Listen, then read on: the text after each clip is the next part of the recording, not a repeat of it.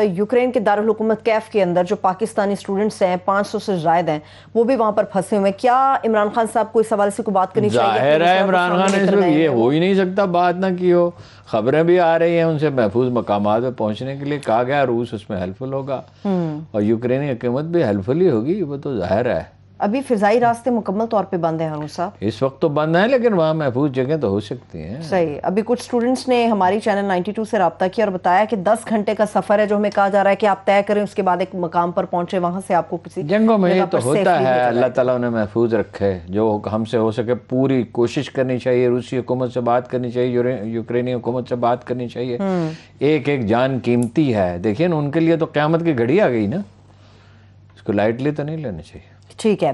बाकी इमरान खान साहब को जिस तरह से उन्होंने वेलकम किया, अरुण साहब बड़ा पुरतपाक इस्तकबाल उन्होंने किया, ये एक्सपेक्टेशंस नहीं थी, शायद यही वजह कि अपोजिशन की चीखें भी निकल रही हैं।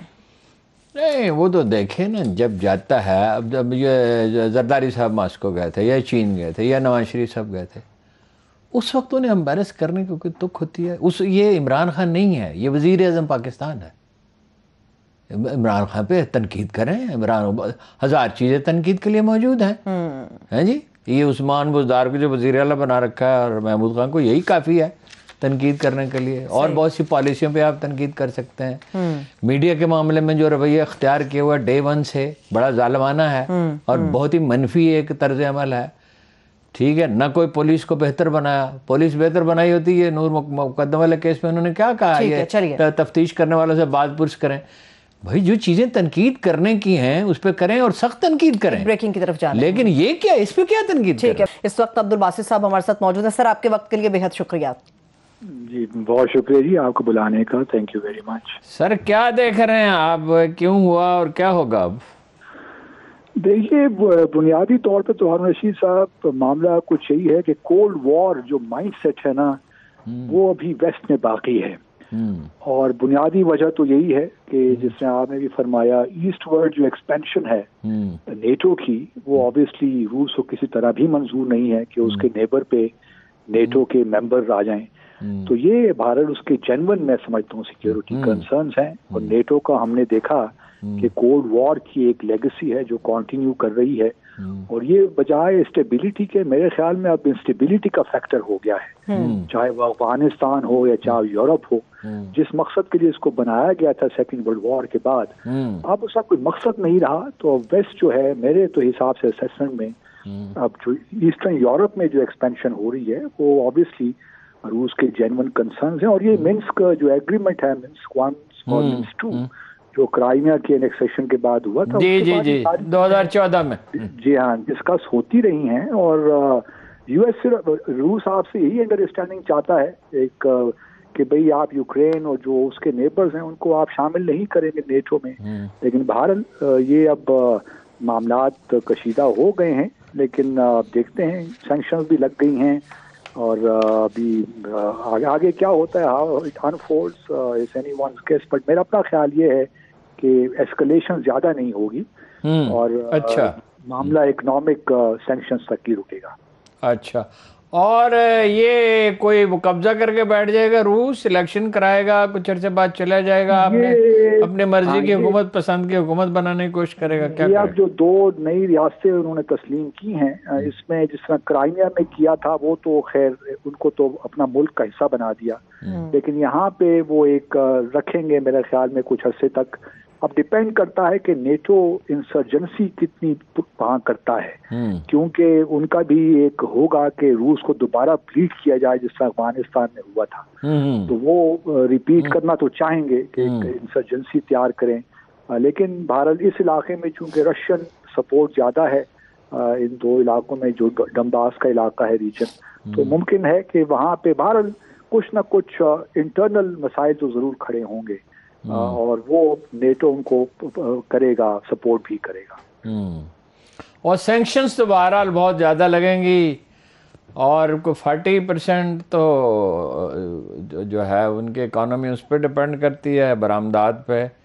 तो वो बरामदात तो कम होंगी, रूस को मुश्किल वक्त से तो गुजरना पड़ेगा। रूस को देखें ना, क्राइमिया के बाद भी सैंक्शंस लगी, लेकिन इस दफ़ा जो सबसे इम्पोर्टेंट सैंक्शन शायद है وہ ایک تو سوئفٹ ہے جو انٹرنیشنل بینکنگ ٹرانزیکشن کا جی وہ ایک اس کے لیے مشکلات پیدا کر سکتا ہے. لیکن میرا اپنا خیال یہ ہے کہ پریزیڈنٹ پوٹن نے یہ تمام چیزیں تو گیم میں لائی ہوں گی, ان کو کنسیڈر کر کے یہ فیصلہ کیا ہے, اور انہوں نے اپنی ایک اسٹریٹجی, کاؤنٹر اسٹریٹجی بنا رکھی ہوگی کہ وہ کس طرح اس سارے چیلنجز کو ایڈریس کریں گے. اور کس طرح ہمارے لیے ایک مشکل بھی ہو سکتی ہے کیونکہ ابھی پرائم منسٹر چونکہ گئے ہیں اور وہاں پہ جو gas stream gas pipeline کا پروجیکٹ ہے وہ اب اس سال کے آخر میں اگر اس کا شروع ہونا تھا تو شاید اس سے مشکلات سامنے آ جائیں.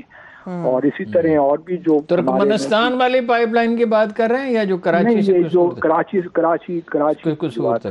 جی ہاں وہ اس کی بات کر رہا ہوں, اس میں مشکلات پیش آ سکتی ہیں کیونکہ اب دیکھنا یہ ہے کہ جو سینکشنز لگتی ہیں وہ تقریباً جتنی بھی رشین کمپنیز انوالوڈ ہیں ان سب پہ لگیں گی تقریباً. تو میرا خیال یہی ہے کہ اس میں اب مشکلات زیادہ پیدا ہو جائیں گی. دوسرا یہ ہے کہ اگر پاکستان اسٹیل مل کی اپ گریڈیشن کی بات ہوئی ہے تو اس میں بھی مشکلات پیدا ہو سکتی ہیں.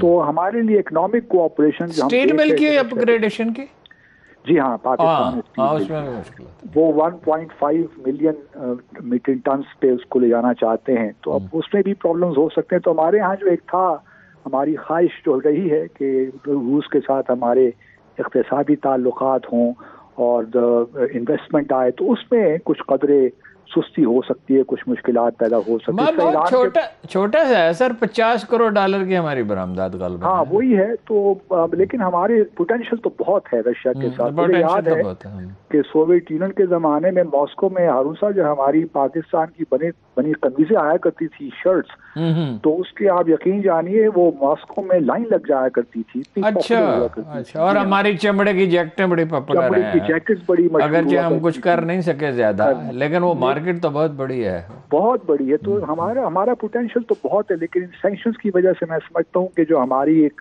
ڈیزائر تھی آگے بڑھنے کی اکنامک سیکٹر میں وہ متاثر تو ہوگی. اور دنیا بھی شاید اس وقت یہی چاہتی ہے کہ رشیا کو اکنامکلی آئسولیٹ کیا جائے. یورپ اور امریکہ اور یورپ اور امریکہ یہی ہے کہ جاپان جو ویسٹرن دنیا ہے تو وہ یہی چاہتے ہیں, اور پھر اس کو انڈائریکٹلی چائنا کو بھی ہرٹ کرنا چاہتے ہیں. تو یہ سارا ایک جو مائنڈ سیٹ ہے نا کولڈ وار کا, وہ ریوائیو ہو رہا ہے, وہ خطرے کی بات ہے. اور یہ جو لیگسیز ہیں کولڈ وار کی لائک نیٹو, دیکھیں وارسا پیکٹ تو ختم ہو گیا سوویت یونین کے کلیپس ہونے کے بعد, تو چاہیے تو یہ بڑی اہم بات ہے. جی ہاں, چاہیے تو یہ تھا کہ نیٹو بھی کو بھی ختم کر دیا جاتا, لیکن نیٹو کو کاؤنٹر ٹیررزم کے اس میں پھنسا کر افغانستان میں بھی لائے اور دنیا بھر میں. آج سر ایک بڑی دلچسپ بات کا تکلم آپ میں نے نوٹ کی کہ وہ تو CNN کہتا تھا جب عراق میں کیا تھا آپریشن کمپین, اب یہ انویژن ہے. یہ ویسٹرن میڈیا بھی کمال ہے. ویسٹرن میڈیا تو دیکھیں نا وہ ماؤتھ پیس ہے اپنی گورنمنٹس کا, تو اس وجہ سے ایک مشکل تو پیدا ہو گئی ہے.